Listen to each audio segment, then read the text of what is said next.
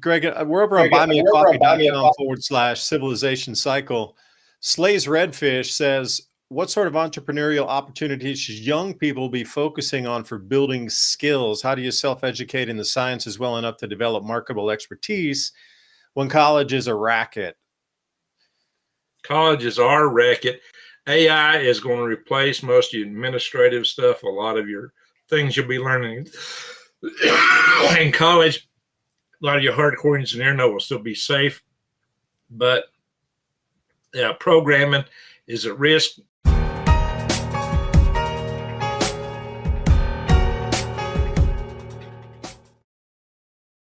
Now, you can program with AI and without even knowing how to code. It's called vibe coding. I've actually played around with it. And I used AI program called Bolt to actually write a website, scraping out.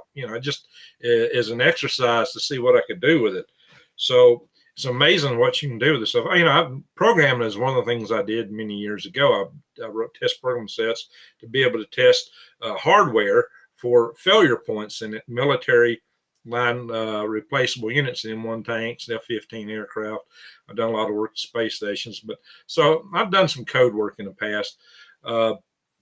Most of my career has been hardware engineering, and later I went into the system safety for being able to describe for avionics, spacecraft avionics system safety. And that's real critical skill to be able to show what can go wrong, what can fail, and how that can fail a mission, and what that could do to a crew or your whole mission objective. I worked on this SLS rocket, which is behind me. I worked on various other many programs, and I've done some work even on the military missile system. I've done some software safety, satellites, and I'm currently working on a commercial space station called Starlab. So I use compost to heat my chicken, and yeah, that'll work, James. Some people, as a French guy, really did a lot of work researching that, taking big compost piles and running tubes through them and running water through it. He had I can't remember the guy's name. He had a very complex, he had a pretty well done system. Now, you have to replace the compost every so often, and you can put it in your garden. It's a lot of manual work, but it works. It works. You can generate heat. You can also make methane gas from compost and run your stove in the house. So if we're talking about resiliency, what to do if the grid goes down, you think, what can I do with this? You don't have to go to the store. Now, I got to get back to this question about skills. And so what I said is a lot of your hardcore engineering, a lot of your engineering will be replaced by AI, but the more hardcore stuff, it's going to be harder for the programming is going to be replaced by AI. But if you know how to use AI, you can still basically do the same kind of stuff. Having programming knowledge, though, helps.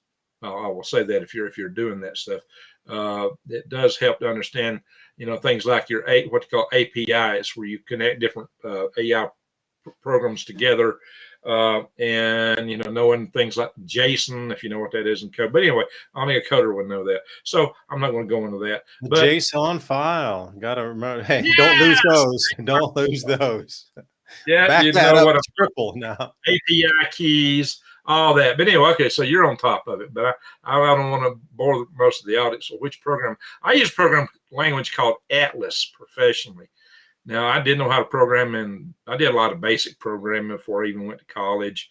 In college, used Fortran, played around with C just a little bit. I knew how to use Pascal, which Atlas was structured a lot like the program called Pascal.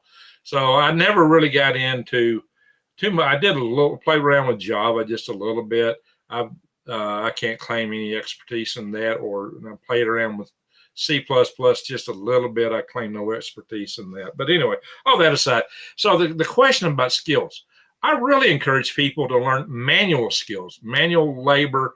That's where the money's at. That's the stuff AI is not going to replace in probably any of our lifetimes. If you know how to be a carpenter, a plumber, a mechanic, because you're always dealing with a different environment, and these machines and robots, they're not really up to that and won't be for a long time, especially in remodeling or fixing something that's broke. They're just not going to be there. So a mechanic skill is a great skill to have. Carpentry skill is a good skill to have. But for your own purposes and resiliency, although all the prepping classes talk about how to save your electronic devices, And I think, well, okay, that's nice to know. They give you a temporary edge until they break down, but the grid truly goes down. It ain't coming back, not in our lifetimes. It ain't coming back. I can go into detail and explain why. No, But you think it's not, you don't think that'll be repaired back to the functionality it had prior to going down, but it'll be a remnant or some rebuilt version of the old one, and it may not sync across everything that once worked. It'll be fragmented at best. Here's the issue. Our grid today is dependent on bulk, large-scale power transfer from network from generators to application site, and it uses these ginormous high-voltage power transformers. These things have very sensitive coils in them. They can be fried many different ways. And if you fry these coils, an electromagnetic pulse can fry them. The sun can fry them. And if these things are fried, it takes, if you could just sit down and put one on requisition, right? Go on the internet and order one, pay for it with your electronic bank account or whatever government funding account or industry account you got, and order one. It'll take you, they used to be 18 months. Now it's up to 3 years to get one on your loading dock. Here's the issue. Those things weigh 200 to 400 tons a piece. They're as big as a house. And there's just a handful of rail cars and trucks, literally a handful, that can move these things around. Now, the thing is, you're not going to have your bank account anymore with the grid down. You're not going to have your, you're not going to have the internet to order it over. All the old ways we used to requisition things manually are gone.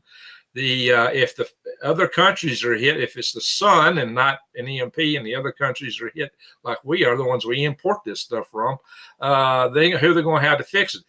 There was a congressional EMP task force that did a study on this over 10 years ago, and their determination was due to societal collapse after the grid goes down, that within less than a year, we would lose 9 out of 10 people in this country, in the United States. Now, I talked to Peter Pry, Dr. Peter Vincent Pry, many times. He was a friend of mine before he passed away. I've interviewed him many times on my channel. He was the founder of the Task Force on National Homeland Security, in which I am now the Aerospace Technology Director, National Aerospace Technology Director for that organization.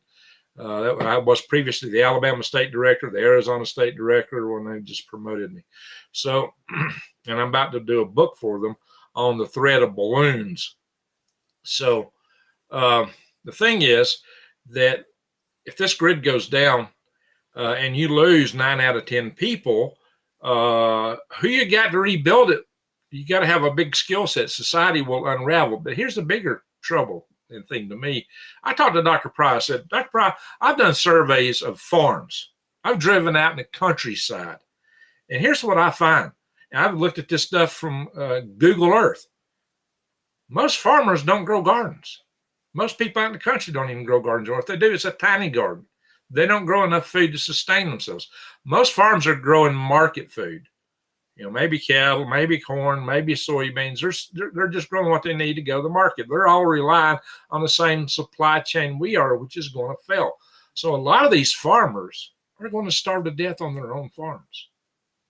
The obvious question, are you on shrooms? Illuminated shrooms, combining 6 powerful mycelium and a fulvic mineral delivery system, selected for their synergistic, restorative, and protective actions. Potent. And please remember, ladies and gentlemen, every purchase you make helps keep this podcast on air. So please remember, that link's in the description box below. And are you shrooming? Please remember civilizationcycle.com, and also buy me a coffee /Civilization Cycle.